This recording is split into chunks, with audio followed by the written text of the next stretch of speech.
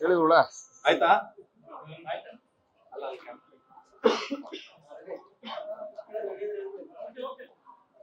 Sir, ಈಗ CM DC ಮನೆಯಲ್ಲಿ 2 breakfast ಆಯ್ತು. ಈಗಲಾದ್ರೂ ಗೊಂದಲಗಳಿಗೆಲ್ಲ ತೆರೆ ಬಿದ್ದಿದೆಯಾ?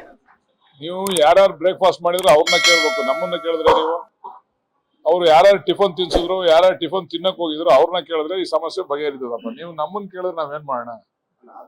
ನಿಮ್ಗೆ ಎಷ್ಟು ವಿಚಾರ ಗೊತ್ತೋ ಅಷ್ಟೇ ವಿಚಾರ ನಮಗೂ ಗೊತ್ತಿರೋದು. ಅವ್ರು ಟಿಫನ್ ತಿಂದ್ರು ಅಂತ ಅಷ್ಟೇ ಗೊತ್ತಿರೋದು, ಒಳಗಡೆ ಏನ್ ನಡೀತು ಅಂತ ನಮಗೂ ಗೊತ್ತಿಲ್ಲ. ನಿಮ್ಗೆ ಎಷ್ಟು ಗೊತ್ತೋ ಅಷ್ಟೇ ನಮಗೂ ಗೊತ್ತಿರೋದು. ಎಲ್ಲಾ ಗೊಂದಲಕ್ಕೂ ಬ್ರೇಕ್ ಹೇಳ್ತಿದ್ದಾರೆ ಅವರು.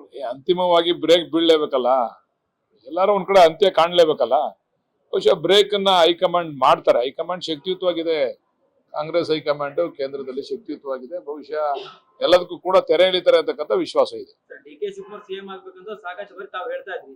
ಈಗಲೂ ಅದೇ ಸ್ಟ್ಯಾಂಡ್ ಇದೆ ತಮ್ಮದು. ಈಗೂ ಬಹಿರಂಗವಾಗಿ ಒಟ್ನಲ್ಲಿ ನನಗೆ ಫುಲ್ ಮೀಲ್ಸ್ ಕೊಡ್ತಾ ಕೊಂಡಿದ್ದೀರಾ ನೀವು, ನನ್ನ ಕೈ ಸ್ಟೇಟ್ಮೆಂಟ್ ಕೊಡ್ಸಿ. ಎಲ್ಲಾರು ಸ್ಟ್ಯಾಂಡ್ ಅವ್ರವ್ರ ಸ್ಟ್ಯಾಂಡ್ ಗಳೆಲ್ಲ ಅಭಿಪ್ರಾಯ ಆಗ್ಲೇ ಹೇಳಿದೀವಿ. ಪುನಃ ನಮ್ಮ ಬಾಯಲ್ಲಿ ಯಾಕೆ ಪುನಃ ಅದನ್ನ ಹೇಳಿಸ್ತೀರಾ ನೀವು? ತಾತ್ಕಾಲಿಕ ಬ್ರೇಕ್ ಅಂತ ಅದನ್ನ ನಾನು ಹೇಳಿದ್ರು, ಟಿಫನ್ ತಿಂದವರು ಟಿಫನ್ ಕೊಡಿಸಿದವ್ರನ್ನ ಕೇಳ್ಬೇಕು ನೀವು, ಯಾವ್ದಾಯ್ತದೆ ಅಂತ ನಮ್ಮನ್ನ ಕೇಳಿದ್ರೆ ನೀವು. ಈಗ ಅಧಿಕಾರ ಹಸ್ತಾಂತರದ ವಿಚಾರ ಆಯ್ತು, ಸಚಿವ ಸಂಪುಟದ ವಿಸ್ತರಣೆ ಬಗ್ಗೆ ಕೇಳ್ತಿದ್ದಾರೆ. ನಾವು ಸೀನಿಯರ್ ಇದೀವಿ, ನಾವು ಹಿಂದೆ ಸಿದ್ದರಾಮಯ್ಯ ಅವ್ರ ಜೊತೆನೆ ರಾಜಕಾರಣ ಮಾಡ್ಕೊಂಡ್ ಬಂದಂತದ್ದು. ನಮಗೂ ಒಂದು ಅವಕಾಶ ಮಾಡಿಕೊಡಿ ಅಂತ ಹೇಳಿ ನ್ಯಾಚುರಲ್ ಆಗಿ ನಾನು 5 ಸರಿ ಶಾಸಕನಾಗಿ ಆಯ್ಕೆ ಆಗಿದ್ದೇನೆ. ಅದಕ್ಕೆ ಒಂದು ಅವಕಾಶ ನನಗೂ ಕೂಡ ಮಾಡಿಕೊಡಿ ಅಂತಕ್ಕಂಥ ಮನವಿಯನ್ನು ನಾನು ಕೂಡ ಇಟ್ಟಿದ್ದೇನೆ. Thank you sir.